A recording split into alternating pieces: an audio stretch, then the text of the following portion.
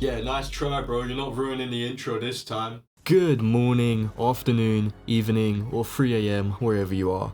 I'd like to warmly welcome all of you back to the final chapter of this series. A small idea I had in the shower, which with the help of you guys, has turned into an absolute cinematic masterpiece. In the first episode of this series, we asked ourselves the question, are stealth strikes underpowered or underrated? And now, in the final season, part 3, the final chapters, the last stealth strike, we are finally here to answer that question once and for all. Okay man, let's just get into the video already. So, since we took down the Moonlord in the previous episode, we can now finally use the Celestial Onion, granting us an extra accessory slot, bringing us up to a total of 7.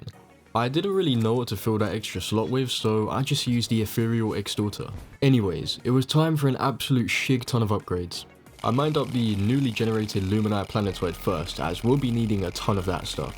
Man, our Excavator just never gets old, does it? It's so good. With my 50,000 Luminite, my first immediate thought was to craft the Empyrean Armor, which is essentially just the rogue variant of the vanilla endgame armors. And just like the Solar or Stardust armor, it packs a solid punch. Next up, I replaced my Angel Treads with the Moonstone Crown, which increases rogue velocity, summons lunar flares on stealth hits, and trails your rogue weapons with homing lunar sigils. Not bad at all if you ask me. Oh, and I also bought the Celestial Reaper from the Bandit, which used to be one of my favourite rogue weapons in the mod, but I'm not sure how it holds up to this day. I crafted the Elemental Disc, an upgrade to the Samsara Slicer. I doubt I'll find very much use in it though, as the Samsara Slicer wasn't very good either. Anyways, you may be wondering at this point, why am I in the dungeon? Allow me to show you a tradition that has stuck around since before even the Drayden update. When Providence has just given you too much trouble, you pull a pro gamer move and fight Poltergeist instead. Yeah, this was something I literally used to do in every single Calamity playthrough, and still do to this day. But don't worry though, no sequence breaks in this run. I'm gonna be stashing away the treasure bag until I beat Providence at the very least. Well, that is, if I even take down Poltergeist. But I'm not even joking when I say this, Poltergeist is genuinely easier than Providence. I saw that the Celestial Reaper wasn't doing too much damage. How they massacred my boy. So I tried the Elemental Disc instead, which didn't take me long to notice. Just like the Samsara Slicer, the Elemental Disc is useless. I wish I'd crafted Lunar Kunais at this point because they are amazing. I found that out of my current arsenal, the Regulus Riot was doing the most damage, plus it was the easiest to aim. It may have took slightly longer than it should have, but we got Polter to his second phase. Nothing too crazy here, just circle him and dash at the right times and you're good. After more circling than the moon orbiting our Earth, I took down the Poltergeist clone and now we was just left with this one guy. The damage was absolutely abysmal at this point due to his erratic movement, constantly phasing inside of blocks, but we eventually got him low enough that I thought it would be funny to finish him off with my Asgard's Valor, which I inevitably succeeded with but ended up dying in the process. Yeah, that's fine, I'll just come back and get my loot. Wait, where's my loot? It literally spawned right on this very platform, but now it's missing. I guess the game really doesn't want me to sequence break. In that case then, I suppose we'll just move on to Providence. Now, I am terribly sorry my shigs, but I may or may not have forgotten to record for like 10 minutes. But do not worry, all I obtained was just a couple weapons. Namely, the Utensil Poker, which is okay, the Alpha Virus, which is poo, and the Lunar Kunai, which is, well, I'll just demonstrate it on the Profane Guardians. I remember this weapon being absolutely phenomenal in my last stealth playthrough, and let's just say, it still holds up perfectly fine to this day. The stealth strike throws out 9 supercharged kunai which aggressively home in and explode on hit, basically just Stellar Knives 2.0. We took out the first Guardian with no struggle whatsoever, however, I forgot how to dodge for approximately 2 seconds. But all is fine though, Profane Guardians born after 1993 can't cook. All they know is throw rocks, dash, eat hot chip, and lie. Now for the final Guardian, this guy essentially just acts like a mini Providence. He'll dash towards you like a freight train, shoot out some oscillating profane crystals, I'm not even sure what the actual name for these is though, then lob these big ass fireballs at you which I'm not even sure how you're meant to dodge legitimately, so I just rod of Discord away from them. And with one final adrenaline fueled stealth powered blow, we take him down. Now, he does actually have some pretty cool drops, namely the summon for the next boss. Yep, it was time to move along straight to Providence, who, for me at least, is actually harder than Poltergeist. But it's the non-linearity in progression that makes this mod fun though, as it would be a bit dull if you just went in a straight line in terms of progression. Welcome back to the challenge where we play this game mostly normally, but I just waffle about stuff. But nah, the amount of comments that are on my first video that were just like, me beating Calamity using an intended mechanic! Bro, just you clicked on the video for a reason. Maybe if you were funny enough you would have gotten a reply, but you guys are a dime a dozen. This isn't a challenge. Stealth strikes are an intended mechanic of the game. Okay, anyways, we have Providence at half of her HP now. Things are going great. Except they're not. So I spawned her right back in. It is kind of hard to see her projectiles in the snow biome, but in all honesty, it doesn't affect us too much. Most of her attacks can be easily dodged by running away, especially this shard attack which you can just dodge by moving slowly. The main skill test of this fight is this circular barrage of stars, which can be pretty hard to dodge, especially in the later phases, but isn't too bad, and is pretty good practice for Yaren as well. We was getting closer and closer to actually beating her. The lunar kunais are insane, man. She performs one more final attack to try and stop me, and I did actually get hit once, which was pretty scary, but in the end, we defeated her. It would be pretty neat if every boss had such a cool death animation. And there we go, we obtained our first post-Moonlord treasure bag, alongside some Elysian wings. Inside the treasure bag we got absolutely nothing, but the Divine Geos can craft some pretty neat rogue items, so I'll happily take them. The first one on my mind being the Shattered Sun, a direct upgrade to the Radiant Star, which is an upgrade to the Prismaline, which is an upgrade to the Crystalline. Oh, and yeah, we've been so busy focusing on bosses in this playthrough that the corruption spreaded to my house. So I fought fire with fire and just spread the halo. You probably already noticed in the background, but the Shattered Sun stealth strike is amazing, firing an additional volley of homing daggers from the player when the original ones hit enemies. Real quick, why are we in this? You are kidding me. We just killed Providence, another boss already. Well, stealth strikes are pretty overpowered, so let's test them out on one of the next bosses and see how they fare up against it. The Shattered Sun was doing an absolutely ludicrous job against the first phase, locking onto that tail like nothing else. Before long, we'd gotten him to a second phase in which I tried out a couple weapons. The Shattered Sun seemed to be the best option at the moment though. If we had some good piercing weapons, we definitely would be doing more damage, but this is the best I have right now. I'll be honest, there really isn't too much to say about this fight, but I got some good hits in with the adrenaline. We'd reached the phase where he full boxes you with these tornadoes for whatever reason, and we ended up actually losing to the Stormweaver. That's kind of sad. Well, we had the Elysian wings and we needed the Elysian Aegis, and oh no! Take me, sweet death! As I was saying, we still needed the Elysian Aegis, so I went to fight Providence in the underworld. The lunar kunai definitely had a higher DPS in this fight, but it was kind of hard to hit her in the underworld as it didn't pierce through blocks, so I ended up using the Shattered Sun for the most part. And turns out, fighting her in the underworld isn't actually too easy. I would take the laser any day over that stupid crystal thing. I guess there is another boss we can take on instead of Providence, that being Cygnus. Good old Cygnus. No matter what class I am playing, no matter what challenge I'm doing, he always gets completely obliterated in any playthrough I do. And Stealth Strikes Only is absolutely no exception. The Lunar Kunais really are just the Stellar Knives 2.0. I'll admit, in concept, Cygnus is a really interesting boss, and his attacks are pretty fun too, but they can be mostly dodged by circling him, and then just ram dashing through Cygnus himself. Trust me, I have a very interesting challenge idea after this, something nobody's ever done. Anyways, we open up our treasure bag and obtain the one rogue weapon that Cygnus drops, the Cosmic Kunai. Doesn't particularly seem like a good stealth weapon, but I'll keep it in my arsenal nonetheless. Spoiler alert! I still can't take down Providence. Well, that's okay, the Asgard's valor will more than suffice for now. Let's go try the Stormweaver again. I found that the Lunar Kunai was actually more damaging than the Shattered Sun.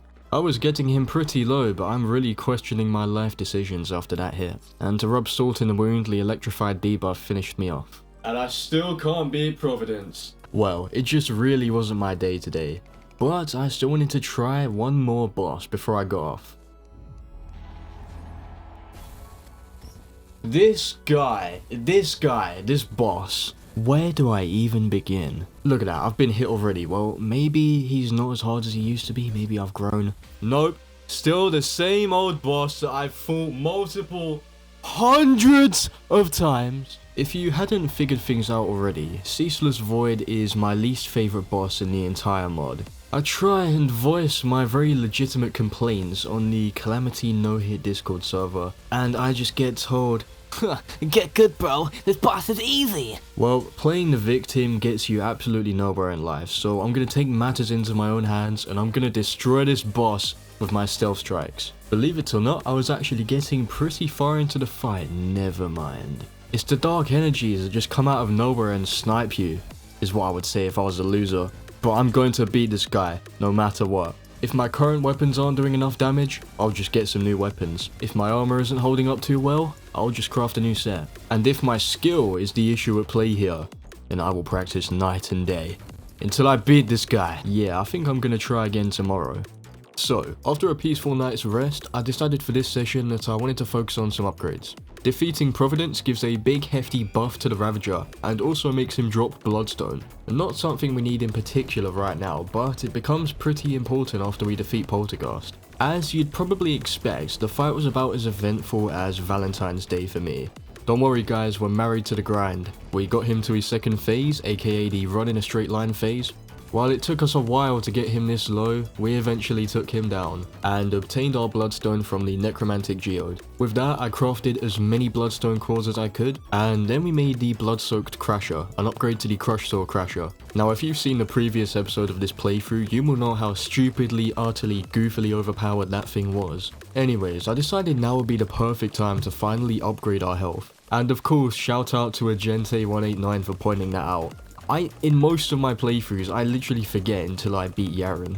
Well, we mined up a lifetime supply of Planty Mush, maxed out our life fruits, we consumed the Blood Orange, ran out of living shards to obtain the Miracle Fruit, kindly asked Plantera for some more living shards, then we consumed the Miracle Fruit. At this point in progression, there's also the Elderberry which we can obtain, but it requires Eula Bloom. So I thought we'd kill two twins with one Mega Shark here. We'd obtain all the Eula Bloom we could ever possibly need, and get the next life upgrade too.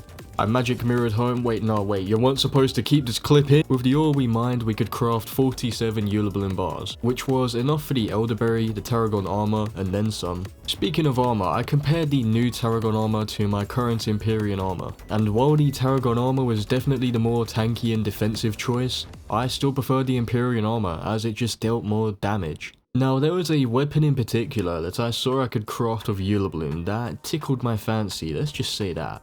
But to craft it though, I need to decrypt a bunch of schematics, which I'd been neglecting for the entire playthrough.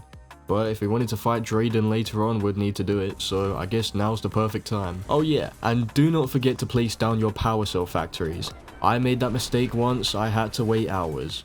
I snuck in a cheeky little Providence fight while we was waiting for the Planetoid schematic, and I obtained the Molten Amputator. Next up was the Jungle schematic. While I was waiting for these to decrypt, I gave the Stormweaver a good few goes. Obviously to no avail, but it was worth a shot anyways. Also, I forgot to mention the Blood-Soaked Crasher wasn't very good, and neither was the Molten Amputator. Well, either way, the Jungle schematic was done, so next up was the Underworld schematic. I'm sorry Murasama, I gotta leave you there today. After a short wait, I'd finally decrypted the thing, and there it was. The Wave Pounder. I'd had no prior experience with this weapon, so I was bouncing up and down while waiting for this thing to charge. I felt like a kid on Christmas morning waiting for their parents to wake up. Okay, let's give this thing a whirl. Oh my goodness.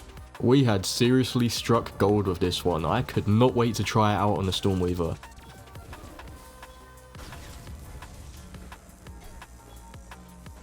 Yeah, I don't even need to voice over this. I think it speaks for itself. I'm not even kidding when I say this, the entire fight was over in 30 seconds. So, seeing how that fight went, you can probably guess what my next immediate thought was. I'm about to melt the Ceaseless Void like a bar of chocolate left out in the open on a hot summer day. And right I was, this thing was phenomenal for taking out the dark energies. For the actual boss however, I found that the Lunar Kunai was still the best option. Man, the Wave Pounder is just so satisfying. Looks like my weapons issue was solved, but not my skill issue. I got right back to it though, this time using the Profaned Partisan to damage the boss, a new weapon I crafted. With just a couple more stealth strikes from the Wave Pounder, I entered the final phase of this boss, which unfortunately is a completely objective test of skill. However, I'm goated. With the Ceaseless Void finally taken down, that was every single sentinel out of the way. And now there was two particular weapons on my mind. The Reality Rupture, an upgrade to the Spear of Destiny. Let's just say, this weapon definitely lives up to its name. Then there was the Sealed Singularity, an upgrade to the Dust Storm in a Bottle, which I found to be kind of underwhelming, albeit the name, but I still hadn't properly tested it yet. With nothing else to do, I crafted the Necroplasmic Beacon and challenged the Poltergeist, on tier this time. Obviously, seeing as how I defeated him as soon as I took down the Moonlord, you can probably predict the outcome of this fight. After switching between my weapons a few times, I found the Reality Rupture to be by far the best, while also being really fun to use as well. A weapon that requires skill, never heard of that one before. Anyways, I quickly shredded the clone with some adrenaline, then gradually chipped away at the main Poltergeist's health with this awesome weapon. And before long, we'd taken him out, and we actually had our treasure bag this time. Sadly though, we didn't obtain the Ghoulish Gouger, which is the rogue weapon drop. Although in me and my friend's playthrough, he said the stealth strike on it is kind of underwhelming. Yeah, but screw it, I thought Poltergeist again just for the funnies. Shit. Well, one more attempt can't hurt. And there we go, we got it. I will get to testing the weapon eventually, and I'll also clear the graveyard at some point. But first there was something I wanted to craft. With the Ruinous Souls obtained from Poltergeist, we can now make the Blood Flare armor, which unlike the Terragon armor is going to be actually better than our Empyrean armor, both in terms of damage and defense. And while there was also the Omega Blue armor, as far as I know that doesn't have any stealth on it. So while I was still feeling pretty ballsy, I decided to challenge the Old Duke, and at the same time test out the Ghoulish Gouger. Turns out my friend was right, the stealth strike does kind of suck, so I stuck to the Reality Rupture instead. Now the Old Duke is definitely more of an endurance fight, and the fact that I hadn't crafted any new weapons will only amplify that, although the Reality Rupture wasn't actually half bad. The predictive dashes that this guy does can be a nuisance for newer players, but in all honesty you just gotta dash a little bit later and then you're good. Keep in mind, at this point I'd forgotten to obtain the Elysian Aegis. Okay, so now he's in his teleportation phase, which I always get thrown off by. Like seriously, my instincts will just shatter and I'll get hit directly in the face. Although we weren't actually doing too bad, I'm surprised, we could probably take him down. Probably. Well, I'm not even mad, I still haven't upgraded my weapons yet, so that was the first thing I went ahead and did. Time to kill some fishies. Boom, there we go. So we obtained the weapon that I came down here for, but I still wanted to get a bobbit hook, so I went to find some bobbit worms. I had very high hopes for the Valediction, as it's one of my favourite weapons in the mod, plus my friend said the stealth strike is very good. I'll be keeping you for later. Okay, bobbit worm located. First try. Perfect. Okay, let's actually try this boss properly this time. Just as my good friend had foretold, the Valediction Stealth Strike was truly incredible. The weapon itself would deal decent damage, but the Razorblade Typhoons summoned by the Stealth Strike were really the main selling point of this thing. They would just latch on and slowly shake him to death. This weapon was a whole lot more damaging and easier to use than the Spear of the Reality Rupture? I think that's what it's called. Well, we'd already gotten him further than we did in the first fight, and things didn't look like they were slowing down one bit. I do apologise in advance if my voice sounds a bit nasally. I am ever so slightly under the weather right now, but nothing serious, we move. I activated Adrenaline one last time, and pummeled this guy into a heap of porky remains. Not a bad fight at all if you ask me. Unfortunately though, we didn't actually get the rogue weapon, and we cannot be having that, so I summoned this boy right back in, and once again turned him into a pile of pork. And this time we actually got the rogue weapon, albeit not the rare 10% drop. Let's just say I am not farming for that. I was once again feeling ballsy after taking down the old Duke with relative ease, so I thought it would be fun to test out my weapons on the Devourer of Gods. Maybe I wasn't using the Toxicant Twister correctly, but I found the Valediction to be doing much more DPS. To my surprise, the Devourer of Gods wasn't completely wiping the floor with me, not yet at least. I've got to say, the Valediction really was the perfect tool for the job in this fight. The Razorblade Typhoons would just lock directly onto the head. Like, look at this, these things are latched on like my dog when he's eating something he shouldn't be. Anyways, the first phase isn't really anything too special. I took a couple stupid hits here and there, but we survived. However, it's not over yet. The Devourer of Gods pulls a Kaneki in Season 1, turns on Hacks mode and comes back stronger than ever before. This time charging at you much more aggressively, and pooping out these cosmic fireballs. Oh yeah, not to mention this jump scare of an attack. Bro, when you're on 1 HP and you see those telegraphs pop up out of nowhere, that's what separates the boys from the men. But dodging it completely flawlessly is one of the most gangster feelings a Terrarian can possibly obtain. Oh, and would you look at that, we've nearly taken this guy down on the first attempt. I'll admit this is probably mostly just luck, but still. Sulfex, you are onto something.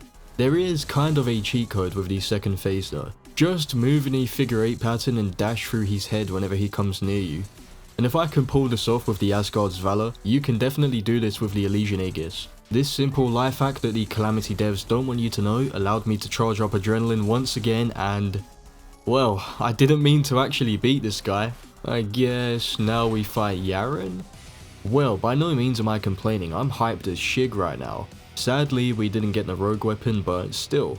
There were some immediate upgrades I can make of the Cosmolite bars, one of which being the Executioner's Blade. More of a spam weapon than a stealth weapon, but the Stealth Strike does look pretty fun. We then bought the Venerated Locket from the Bandit, which increases rogue damage, clones your rogue projectiles and makes them fall from the sky, and summons Cosmolite Knives from the player upon stealth strikes. Now, I'll be real, the Venerated Locket isn't actually that good, but I just wanted it because it's funny having projectiles come from the sky. This thing with the Executioner's Blade is truly something to behold. Anyways, we needed to gather the materials for Ascendant Spirit Essence, so we could go on a nice big crafting spree. And first up was Dark Sun Fragments, which drop from Solar Eclipse enemies. Before long, we'd obtain multiple hundreds of them, with which I used to make the Eclipses fall. The stealth strikes from this weapon can stick into enemies and summon falling spears from the sky, making this a great support weapon. But it seems like more of a single target thing. And surprisingly, I found the Wave Pounder to be much better for farming these events. Next up, we summoned the Frost Moon, from which enemies drop endothermic energy. Nothing too special happened here, got killed a few times. The Wave Pounder is just absolutely insane. With the endothermic energy we obtained, we crafted the Hypothermia, however the Stealth Strike seemed a bit underwhelming, so I stuck to using my other weapons. Now for the final ingredient, Nightmare Fuel, which is dropped by Pumpkin Moon enemies. Once again, I just spammed the Wave Pounder a couple hundred times. I crafted the Penumbra, which, forgive me for being stubborn, but I honestly thought it was kind of awkward to use. Anyways, now we can obtain Ascendant Spirit Essences, we can now craft the endgame rogue accessories. The first of which being the Nanotech, which is geared more towards spam players but still has some very good stealth effects. And the second one being much easier to craft, the Eclipse Mirror, a combination of the Abyssal Mirror and the Dark Matter Sheath. This one being catered to stealth players obviously. With the remaining accessory slots I'd freed up, I put on the Ethereal Extorter and the Nebulous Core. Then we proceeded to challenge the Devourer of Gods once again, as we were going to be needing some more Cosmolite bars for the Godslayer armor. You'd think that with these new accessory and weapon upgrades that the Devourer would be a piece of cake. Yeah, it just wasn't my day today, man. Okay, second time's the charm, third time's, fourth time's the charm. Fifth time's the charm, let's go boy. That took quite a bit longer than it should have, let's just say that. But we've done it now, it's out of the way. Now we can make the Asgardian Aegis, and most importantly of all, the God Slayer armor. Oh, how I've missed you, God Slayer Dash. I still wanted to get the Eradicator though, so I tried the Devour. I am so Okay, quick side note, when did they actually make it possible to summon him anywhere? I do remember him being called Yaren the Jungle Dragon. Not complaining at all, I just thought it was peculiar. Anyways, I wasn't properly warmed up today, so I was getting my ankles broken. I did at least manage to claw through his first phase, which isn't too bad, but it didn't take too long for that to all come crashing down. I decided that I'd replace the Venerated Locket as the projectiles from the sky were kind of throwing me off, and let's be real, it wasn't doing too much more damage. I then made the Silver Wings, which is the best possible wing set you can obtain at this point in progression. Then I summoned him. Okay, this rain is getting really annoying, I'm gonna turn that off. Rain, go away, come again another day. As I was saying, I summoned Yaren back in for another attempt. I found the Eclipse's Fall to be the most effective weapon against him, as it dealt high damage, it was very accurate, and just like the Stellar Knives, it would never give me up nor let me down. There were no more upgrades I could make at this point, so my one and only goal was to defeat Yaren. Wait, what's happening? Why is there epic music in the background? What is this, like the anime MC's special moment? Am I gonna have some kind of power up? Yo, wait, actually, this kind of slaps. Who made this? Wait, really? You're telling me a Terraria player made this? Man, this guy must never go outside.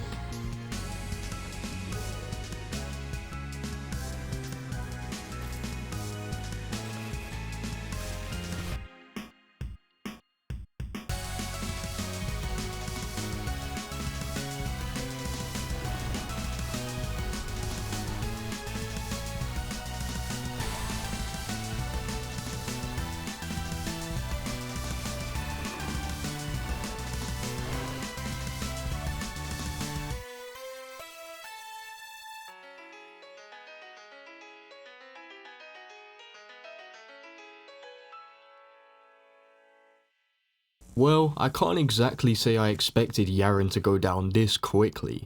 I guess the Eclipse's fall just really is that overpowered. I open the treasure bag and of course we get the rare 10% magic weapon and not the rogue weapon. I then head over to the bandit who now sells the dragon scale since we defeated Yaren, which creates homing fireballs as your rogue weapons travel, makes stealth strikes spawn in tornadoes, and increases your max run speed and acceleration by 10%.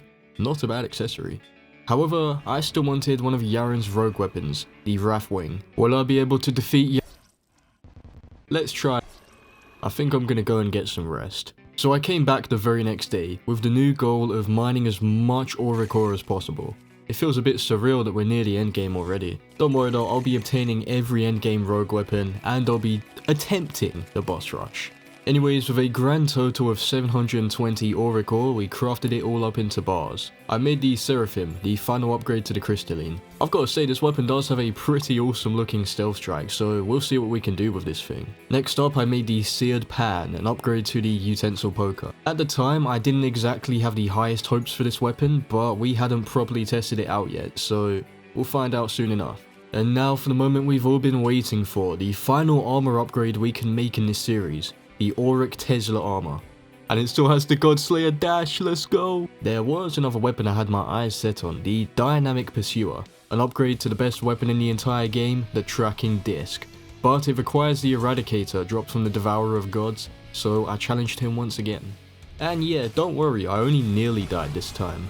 And on the first attempt, we got what we was looking for. And now the Dynamic Pursuer was in our hands. But they never charge these things before they give them to you. I decided to be productive and mine some auric ore while I waited for that thing to charge.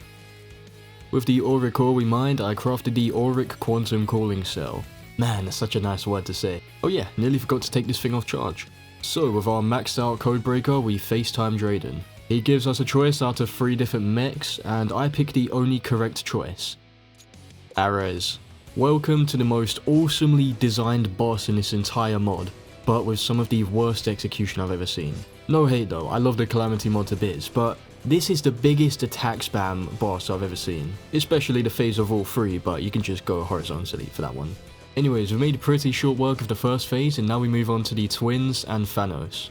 For this phase, I found the Dynamic Pursuer to be the most consistent in damage. I found to dodge most of the attacks in this phase, you just have to fly up and down in a zigzag pattern. Well, at least for the twins, Thanos' lasers will just snipe you out of nowhere. I didn't realize at the time, but the Dynamic Pursuer was doing a ton of damage to the Destroyer, so we was in the Chaos phase already. This one seems like the scariest on paper, but literally just fly perfectly horizontally, Rod of Discord through the laser war attack, and you're good. Except you're not. Yeah, screw it, let's just try again, that was probably just bad luck. This time I was in a good position for the Chaos phase, so I could fly perfectly horizontally. And I found the Seared Pan to actually be doing more damage. At least 4 arrows in the twins. Okay, so now we've arrived at, in my opinion, the hardest phase in the entire fight. Ares on his own. The only saving grace of this phase is this awesome attack. Except his limbs will just shoot everything at you. Let's just keep trying. Yeah, we need to make some more preparations. First of all, I made the final life upgrade, the Dragon Fruit, granting us an extra 25 max HP. Then, instead of actually changing our gear up, I made the impulse decision of, let's fight the Twin Calamities. Well, out of the 2 endgame bosses, Escal is definitely the one I'm better at by far. But will we be able to defeat her as we are right now? So, I kind of shit myself for the Brimstone Hearts phase, as I didn't know what weapon would actually be the best for it. I found the Seraphim to be the most efficient at taking out the Brimstone Hearts. Not that it was a good option, it was just the best out of the options we had. Luckily, the cow herself doesn't attack you too much in that phase, so before we knew it, we could actually start the fight. From the Exos fight, I knew that the Seared Pan was going to be the best option against the cow. I did try some of my other weapons too, but I found that by far the Pan was the best option. Second, Bullet Hell. Well, actually, not even gonna lie, the Bullet Hells are the easiest part of this fight by far. It's like a breather. Didn't mean to flex on ya, but that's just kinda the truth. Anyways, now for the second phase and probably the most uneventful phase of this fight. It is pretty much just the first phase again, and it was over before it even properly started. Now we're in the third Bullet Hell, a decent chunk harder than the second one, but if you can actually learn how to dodge it, it is so much fun. Seriously, it's the most satisfying feeling ever. Anyways, now the phase that takes Calamities from being my favourite boss in the mod to probably barely even in the top 5. And yeah, I kinda wasted my adrenaline there, I know. The Brothers phase. No words can describe how much I hate this phase. I could no-hit the entire Escal fight, but I'll get to this phase and I'll just die immediately. Sometimes I'll go through it flawlessly, honestly it's just luck dependent really. Or maybe I'm just not that good at the game. I made it back once again to the Brothers phase with relative ease, this time using the Dynamic Pursuer so I could focus more on dodging.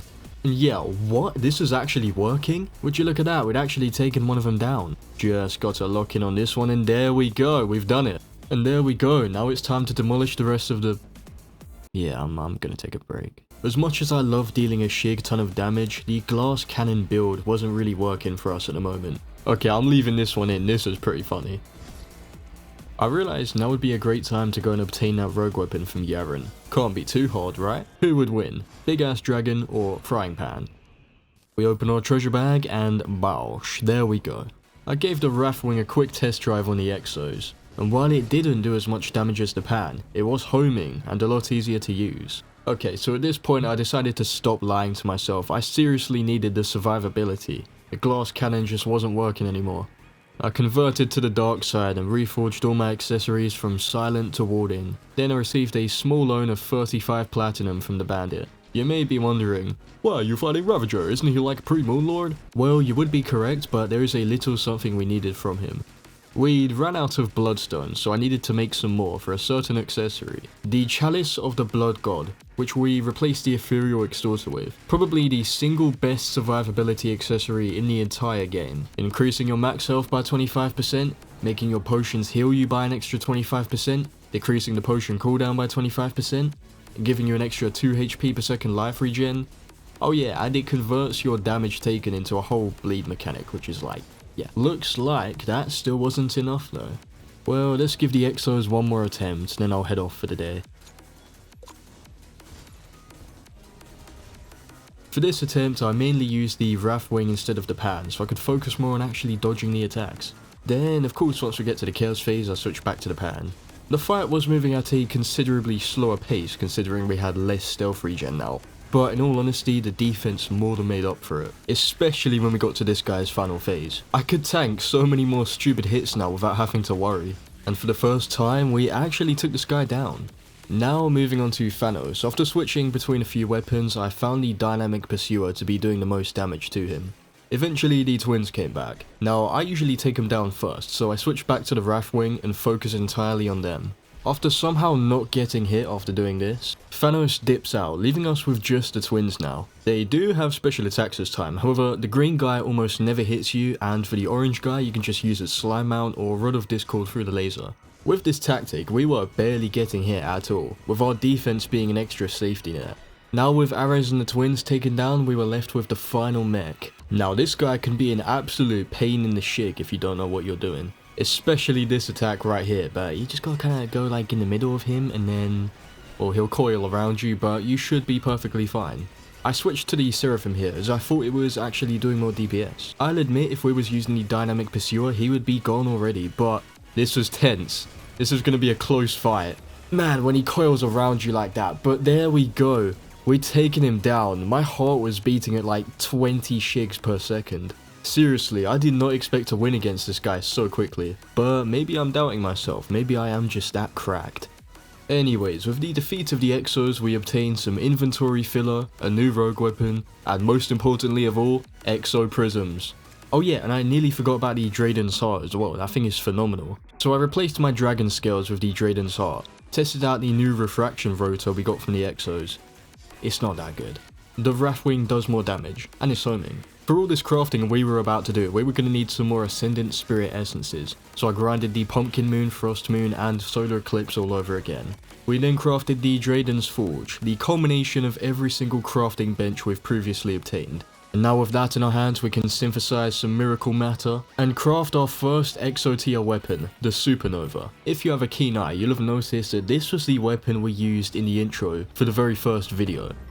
Man, never gets old, does it? Anyways, there was another rogue weapon we could create. All of the OG Calamity players will remember this one, the Celestus. I used to think this thing was so cool back in the day, and it still is to be fair. So with our Draiden's Heart equipped and the two new Exo weapons, I guess we was finally ready to take on Supreme Calamitas. A rule of thumb for Calamity's endgame: if you can take down the Exos, then you are more than prepared to take on Escal. Well, not exactly, I'm still probably gonna get shigged, but seriously, the Draiden's Heart is so OP, it should make it a developer item. Anyways, the Celestus was dealing immaculate damage to Escal, and the Supernova was absolutely shredding the Brimstone Hearts. Seriously, this thing's range is probably the entire map. We'd arrived at the third bullet hell. I was on 2 hearts, I'd already used up my revive, and what's this? Ah, the Draiden's Heart. It swaps out adrenaline for nanomachines, and once the nanomachines are full, they will heal you by like 300 health. It's insane. Plus, nanomachines don't reset when you get hit, they only stop charging for 1 second. Now for the Dreadful Brothers phase. Because of the Supernova's phenomenal range, it was hitting both of them at once, which, luckily for us, made very short work of the pair. Now for the 4th bullet hell. This is actually the first time we've made it to this point, and not gonna lie, I was slightly scared. Calamitas spawned in her Soul Seekers, who promptly got annihilated by the Supernova. Now we could damage her once again. We were crawling closer and closer to the end of this fight. Now it was time for the final test of skill in this playthrough, the 5th and final bullet hell. A catastrophic combination of the Big Donut, Brimstone Hell Blasts, the things that move from left to right, and those bouncy things. And there we go. I may have took a few hits, but we survived. Now to demonstrate the power of the Supernova on these Brimstone Hearts. Well, the Chicken Cannon or Dragon's Rage would be better, but there we go, now we can damage her again. But I was about to die. My revive was on cooldown, I was on just 2 hearts. If I got hit even once, the fight would be over. But there we go. Supreme Calamitas stops fighting and drops a bunch of lore. Then explodes into a bunch of loot and reincarnates into a town NPC. With our victory against Supreme Calamitas, we have beat the entire game using only stealth strikes. Ah, sweet, and we even got the rogue weapon too. If anyone ever asks the question, is it possible to beat the Calamity mod using only stealth strikes? Tell them yes. Reg W conquered the entire game using only stealth strikes, a mechanic implemented by the Calamity mod alongside rogue weapons. Well, our mission here was finally complete.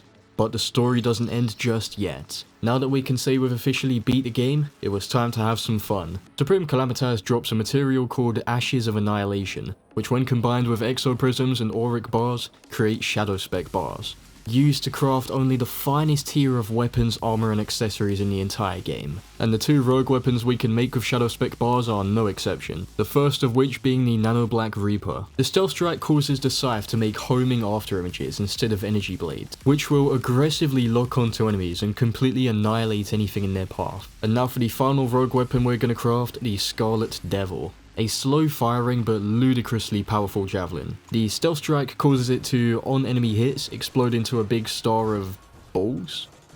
Yeah. Either way, look at the damage on this thing. I tried the Nano Black Reaper as well and that was hitting very similar numbers. Okay, let's see how quickly we can finish off arrows. I hope you've got a stopwatch nearby. Just 2 hits from the Scarlet Devil turns him into a pile of scrap. Yeah, needless to say, we low-diffed the rest of them. Okay, that was pretty fun and all, but remember the terminus we picked up earlier in this video? We can now summon in the boss rush, the actual final challenge of Calamity, albeit not very balanced. Although it was pretty fun testing out all the endgame weapons. From what I noticed so far, the Nano Black Reaper was much easier to aim, but the Scarlet Devil did significantly higher damage. After a few bosses, the boss rush does get kind of boring, so let's skip to the only hard boss in this rush. Supreme Calamity. I don't know what the devs were smoking when they made this, but this is just awful. Surprisingly, I made it to the Soul Seeker phase, albeit with a mostly defensive loadout. But even then, that just wasn't enough. Well, yeah, I was like, screw this. I decided to make the highest DPS loadout possible. A combination of rogue accessories throughout the entire game. Reforged Auto Silence, of course. Why don't we give this a little test drive on the Devourer of Gods? After all, we don't even need wings since we've got the Exo Chair. While the Scarlet Devil was pretty good, the Nano Black Reaper somehow took out his second phase in 5 seconds. Yeah, you know what, actually, we can make this even better with just a little bit of this. Then we just make sure this is turned on and... what in the ever-loving shig? This is incredible! Okay, let's do Yara and here we go. Yeah, something tells me this is a bit OP. Okay, then what about the Exos? And oh no, my game's gonna crash. Oh no. Well, I think we've seen enough of that. Thank you all so much for watching, as always. I'll be making a new series next Saturday. This time it's gonna be a lot more interesting than just stealth strikes only. If you want to join my Discord, the link to that will be in the description, although watch out for this guy. The list of mods I used and the music I've used in this video will also be in the description. Also, thanks a ton for 1,000 subscribers. Anyways, don't forget to make a cup of tea. See ya.